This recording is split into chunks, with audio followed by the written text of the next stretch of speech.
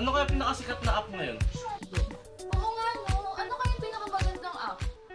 Ako nga rin nagtataka kung ano yung pinakamagandang app. Tingin mo.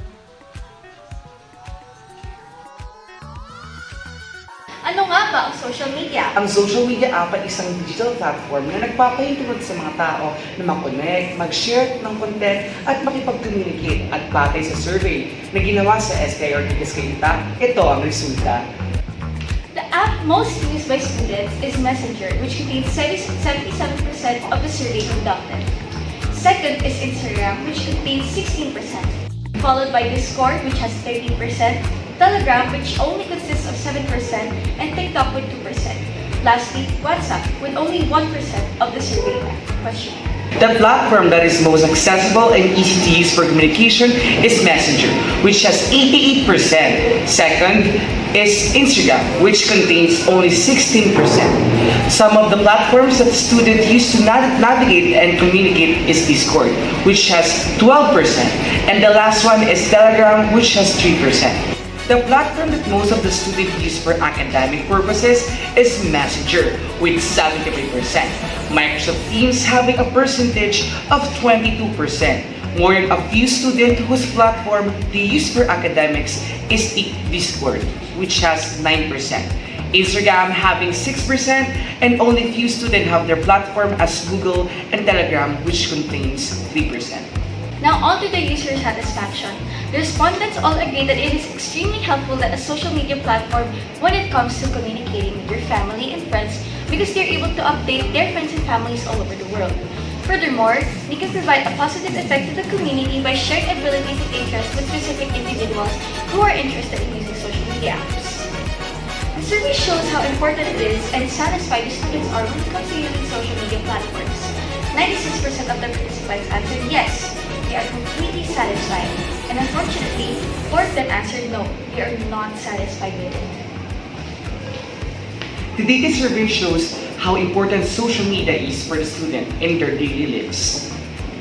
The rating of 5 being is the highest percentage, with 59%, means that social media is important in the access of communication. The rating of 4 shows 25%, naming itself second to the highest. The rating of 3, that 40% of the student believe that social media is partly important. And the rating of 2 as the lowest with 4%, which means that for some students, only few have said that social media is less necessary. The bar graph shows that how satisfied the students are with their privacy setting in their chosen platform.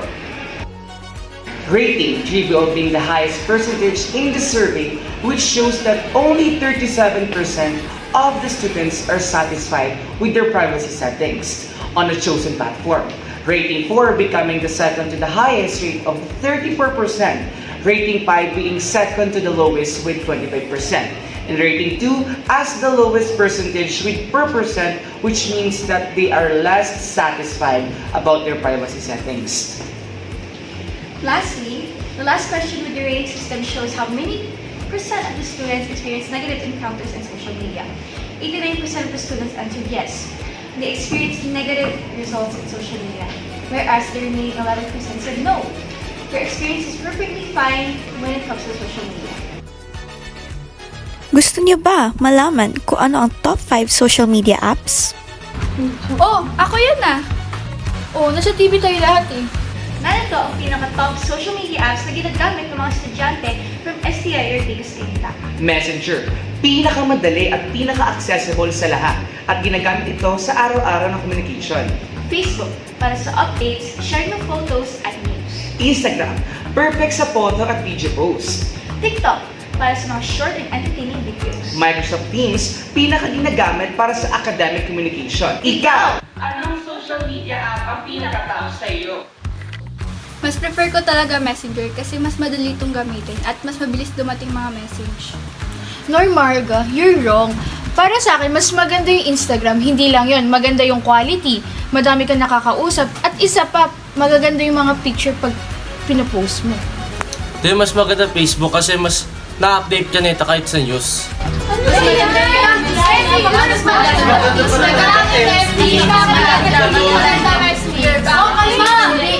Ang pinaka-top na social media app is... Messenger. Oh, sabi ko na sa inyo Messenger! Messenger is an app linked with the Facebook for communication services.